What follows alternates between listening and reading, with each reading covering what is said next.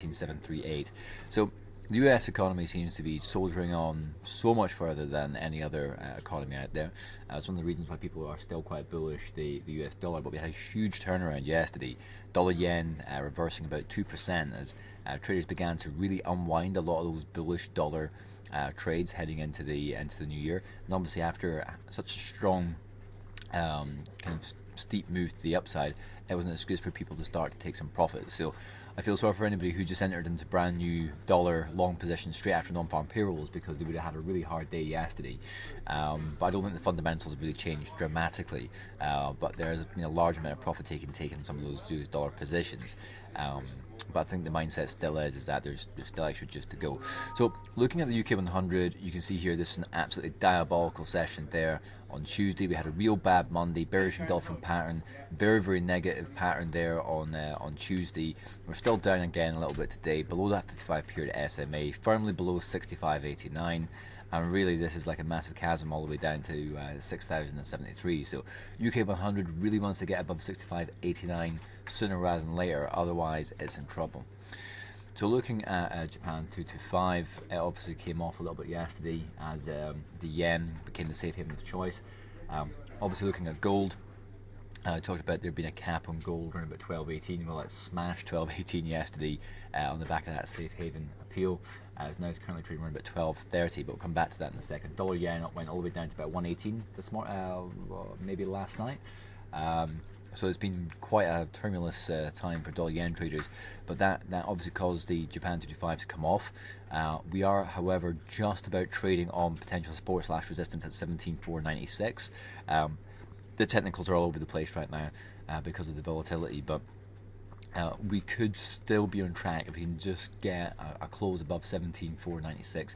That would certainly help Japan 225. But it'd be just interesting to see how things unravel today and tomorrow, if we are actually seeing a period of risk off, or if this is literally just a huge bout of profit taking across a lot of the dollar majors, and that obviously impacted dollar yen quite a lot because of those extreme moves it's already gone through.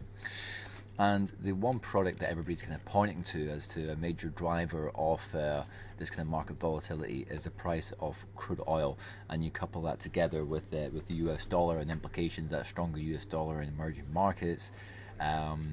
Again, obviously all the US dollars that have been utilised and been borrowed by those emerging markets, and what those companies in those emerging market areas have gotten a lot of their debt off.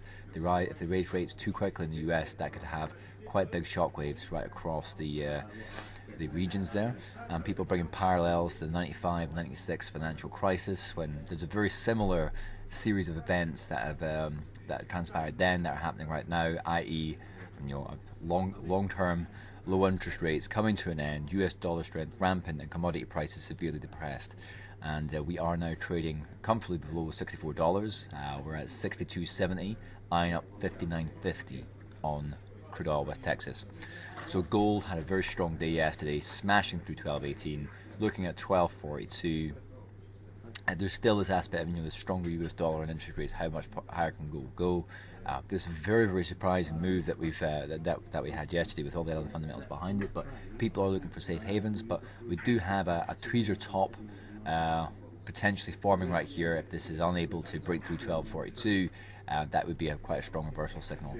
But I wouldn't bet the house on it, since gold had such a strong rally yesterday. And we just need to get a bit of a flavour as to where our US dollar is going next. It does feel like that pressure is very short-term, transitory in nature. So finishing up with euro dollar again, because the greenback strength came off, we actually broke above one spot 23.67. We've been pushed right back down again, so the dollar is kind of wrestling control a bit of the euro, especially those Greece elections going on. Lots of uncertainty about Greece bailout, IMF stuff.